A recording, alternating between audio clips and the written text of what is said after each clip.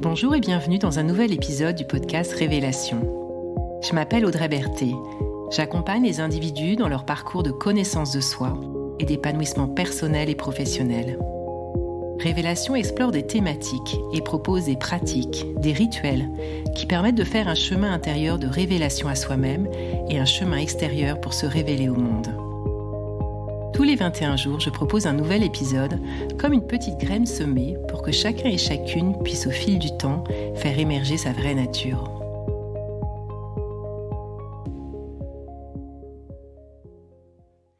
Bienvenue dans la saison 2 de Révélation, où j'explore les différentes étapes du voyage du héros. Plus quelques thématiques complémentaires, tout comme celle de cet épisode. Dans l'épisode précédent, j'abordais la 3e étape du voyage qui s'intitule « Franchir le seuil ».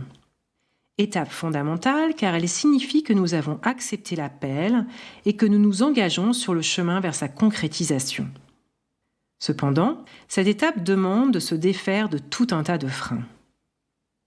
J'ai eu l'occasion d'explorer une grande partie de ces freins dans les épisodes précédents, mais je ressens la nécessité de consacrer un épisode spécifique à la peur du rejet. Car je constate que cette peur se présente quasi systématiquement dans mes accompagnements de coaching lorsque l'objectif concerne l'élaboration d'un nouveau projet professionnel qui s'avère être hors norme. Qu'est-ce que j'entends par là ? J'entends que ces projets émergents se distinguent des voies classiques, comme celles qui nous sont proposées en sortie d'études par exemple, et qu'il est parfois difficile de poser un nom sur le projet, car il existe peu de références sur le marché du travail, et pas de fiche métier, qui permettrait de dire « voici comment s'appelle mon métier, voici la voie à suivre et les débouchés potentiels ». Autrement dit, on pourrait dire que ces projets ne rentrent pas dans les cases existantes. Ce sont nécessairement des projets qui sont plus difficiles à assumer.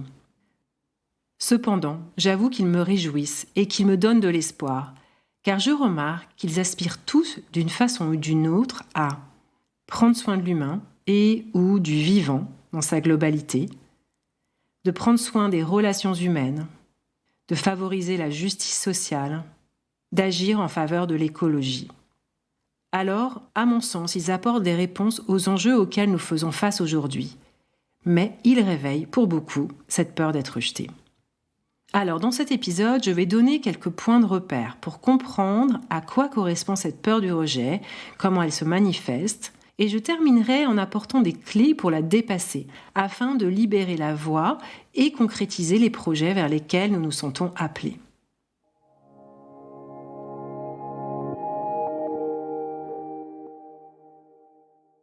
À quoi correspond cette peur du rejet ? D'où vient-elle ? Il existe beaucoup de littérature sur ce sujet, notamment tous les travaux de Lise Bourbeau autour des 5 blessures qui empêchent d'être soi-même, dont la blessure du rejet qui conduit à une peur récurrente d'être rejeté.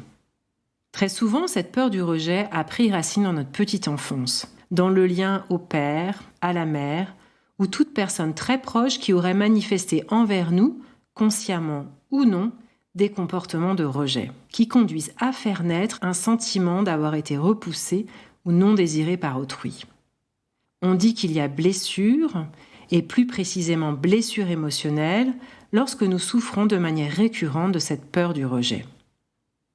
Cette peur peut aussi être liée à des événements marquants survenus plus tard dans notre vie, où là encore on s'est senti dénigré, méprisé.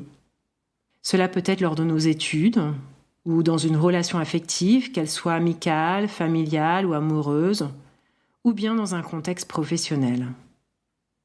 Lorsqu'une blessure émotionnelle de rejet s'est inscrite, son importance peut être telle qu'on peut en venir à remettre en question la légitimité de notre place dans le monde, voire de notre existence même. À ces histoires personnelles de rejet, viennent s'ajouter tout un tas de mythes et légendes que nous avons pu entendre dans notre enfance qui relatent des histoires de rejet ou d'abandon. Ces mythes et légendes sont inscrits dans l'inconscient collectif, ce qui sous-entend que nous les avons sans doute intégrés comme faisant partie de la réalité des choses. Parmi les histoires marquantes de l'enfance, je pense à celle du vilain petit canard qui aborde cette question. L'histoire relate comment le petit canard se voit exclu car il ne correspond pas aux critères physiques des siens. Puis, comment il construit son identité en fonction du regard des autres qui le trouvent laid car différent. Jusqu'à ce qu'il réussisse à s'en détacher et à affirmer sa véritable nature, celle d'un magnifique cygne. Ce conte a pourtant une fin heureuse et encourageante, mais je crois que nous sommes nombreux à avoir essentiellement retenu la souffrance du rejet vécue par ce petit canard. Pour nous protéger de la souffrance engendrée par le sentiment de rejet, nous allons mettre en place tout un tas de mécanismes de protection et stratégies pour être acceptés et aimés. Cela pourra prendre différentes formes, comme par exemple le fait d'aller dans le sens des autres, ou de ne pas contredire, en répondant aux attentes des autres plutôt qu'à nos besoins, en cherchant à plaire à tout le monde, etc. Dans tous les cas, cette peur nous rend très sensibles, voire dépendants, au regard et à l'approbation des autres. Ces mécanismes ont bien évidemment une fonction positive, et dans ce sens, on peut les remercier d'être là.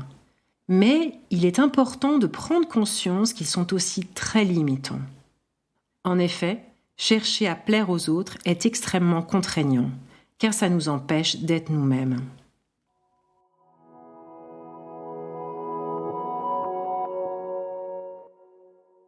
Alors, comment dépasser cette peur ? Tout d'abord, le simple fait d'identifier que ce qui nous retient est peut-être lié à une peur du rejet est une étape essentielle, car elle nous permettra de mieux comprendre certains de nos mécanismes de protection, mais surtout de prendre soin de cette blessure émotionnelle, si blessure il y a. En fonction de son importance, c'est-à-dire à quel point elle nous handicape au quotidien, il pourra être bon d'être accompagné par un professionnel, en psychothérapie par exemple, pour faire que cette blessure ne soit plus qu'une cicatrice sans impact émotionnel. Il y a quelque chose que j'utilise souvent en coaching et que je trouve particulièrement aidant pour atténuer cette peur et la dépasser. Cela consiste à distinguer le rejet de qui nous sommes en tant que personne du rejet de notre projet. En effet, si mon idée, mon projet ne reçoit pas l'accueil que j'aimerais qu'il ait auprès de mon entourage, c'est mon projet que l'on rejette et pas mon être tout entier. Ça ne veut pas dire que je ne suis pas aimée, ce qui conduirait à remettre en cause ma légitimité, comme je l'évoquais tout à l'heure. C'est ok et normal que nos idées ne soient pas toujours accueillies, chacun sa vision des choses, mais ça ne dit pas pour autant que nous ne sommes pas aimés. L'appréciation que l'on peut avoir pour quelqu'un va bien au-delà des idées qu'il porte. Cette distinction peut paraître subtile. Pour moi, elle est devenue évidente lorsque j'ai découvert les niveaux logiques et la pyramide de Diels lors de ma formation en PNL. Cet outil qui a un spectre d'utilisation très vaste met clairement en évidence cette distinction. Il se présente sous la forme d'une pyramide divisée en 5 niveaux. Tout en haut de la pyramide se trouve le niveau de notre identité. Juste en dessous, celui de nos croyances et nos valeurs. Ensuite, le niveau de nos capacités. Le niveau en dessous est celui de nos comportements et le socle de la pyramide correspond au niveau de l'environnement. Cette distinction de niveau indique justement que tout ne se joue pas au même niveau. Par exemple, on peut ne pas être d'accord avec mon comportement, mais par ailleurs apprécier certaines de mes capacités ou certaines de mes valeurs. À l'inverse, on peut ne pas être d'accord avec certaines de mes croyances, mais aimer certains aspects de mon comportement. Ce n'est pas au niveau de l'identité que ça se joue. Ce n'est pas moi, Audrey, en tant qu'être humain, que l'on rejette. Je trouve que ça allège tellement de faire cette distinction, et ça rend le rejet plus acceptable, voire compréhensible. Une autre clé est d'aller repérer et transformer certaines de nos croyances limitantes autour du rejet. Ceux qui m'écoutent régulièrement savent que je parle des croyances à presque chaque épisode, car elles ont une influence énorme sur nos comportements. Un exemple de croyance limitante en lien avec le rejet pourrait être « Si mon projet ne plaît pas, on va me rejeter ». Ceci étant dit, si mon point précédent à propos de la pyramide de Diels a été suffisamment bien expliqué, cette croyance ne devrait maintenant plus avoir raison d'être. Heureusement, nous avons aussi des croyances aidantes qui vont soutenir nos actions. J'ai envie de partager avec vous une de mes croyances personnelles qui m'aide considérablement à dépasser cette peur du rejet. J'ai la conviction que ce qui sonne juste au niveau du cœur est juste pour la société et la Terre. En d'autres termes, et pour faire le lien avec le voyage du héros, honorer nos appels est bon pour l'humanité. Alors, lorsque j'ai un projet qui émerge et que je sens qu'il vient du cœur, peu importe son originalité, je me reconnecte à cette croyance, je me la répète en boucle s'il faut, et ça m'apporte la confiance nécessaire pour honorer mon projet. N'hésitez pas à vous inspirer de cette croyance, quitte à l'ajuster avec vos propres mots si elle vous parle. Et si vous souhaitez aller plus loin sur la question des croyances, vous pouvez écouter mon épisode 8 consacré à ce sujet. Se nourrir de croyances aidantes est une façon de mobiliser des ressources intérieures, et c'est l'autre clé que je souhaite partager.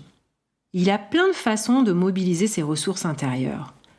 Par exemple, dans ce cas précis du rejet, cela peut se faire en faisant remonter à son esprit tout un tas d'histoires personnelles dans différents contextes qui illustrent que l'on a été apprécié et aimé. Puis, on peut aussi se rappeler les qualités, les forces, les compétences que l'on nous reconnaît. Et nous pouvons aussi nous appuyer sur des ressources extérieures, on l'oublie souvent.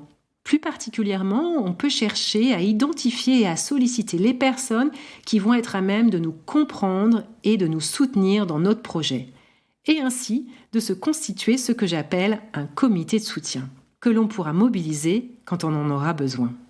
Ou bien cela peut passer par le fait de rejoindre une association, un mouvement, un collectif avec lequel on va se sentir en phase et soutenu dans nos idées. S'entourer de nouvelles personnes permet aussi d'accepter que d'autres vont peut-être s'éloigner. Cette clé est très en lien avec la prochaine étape du voyage du héros qui consiste à aller chercher des gardiens. Ce sera l'objet du prochain épisode. Enfin, une clé qui peut paraître toute simple, mais qui pourtant a beaucoup de force pour l'avoir testée à maintes reprises dans ma vie, il s'agit de s'appliquer à soi-même le 2e accord du livre « Les 4 accords Toltec » de Don Miguel Ruiz. Cet accord dit « Quoi qu'il arrive, n'en faites jamais une affaire personnelle ». Comme l'indique Don Miguel Ruiz, respecter cet accord nous permet de voyager dans le monde entier le cœur ouvert sans que personne puisse nous blesser et sans crainte du ridicule et du rejet. Pour plus de détails sur cet accord, je vous invite à découvrir ou à redécouvrir ce livre qui est selon moi un incontournable lorsque l'on cherche à cheminer vers plus de liberté personnelle.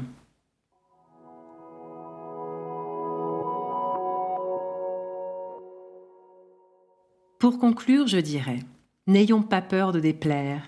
Nos appels hors normes, hors cadre sont, je suis convaincue, des réponses aux enjeux complexes et nombreux auxquels nous faisons face. On ne peut pas espérer faire émerger des solutions adéquates en s'inspirant essentiellement de modèles qui sont en train de mourir. Alors, bienvenue à nos appels décalés. Osons emprunter et montrer un nouveau chemin. Soyons les héros de la transition. Il me revient cette citation de René Char. « Impose ta chance, serre ton bonheur et va vers ton risque. À te regarder, ils s'habitueront. » Et j'ajouterais qu'à te regarder, peut-être qu'ils trouveront l'inspiration pour eux-mêmes, afin de donner vie à leurs appels du cœur. Vous écoutez Révélation, c'était l'épisode « Dépasser la peur du rejet ». Merci de votre écoute et de votre présence. Si cet épisode vous a inspiré, partagez-le autour de vous et abonnez-vous sur la plateforme de votre choix pour recevoir les prochains épisodes. Au plaisir de vous retrouver bientôt et je vous souhaite d'ici là de belles expérimentations et de belles révélations.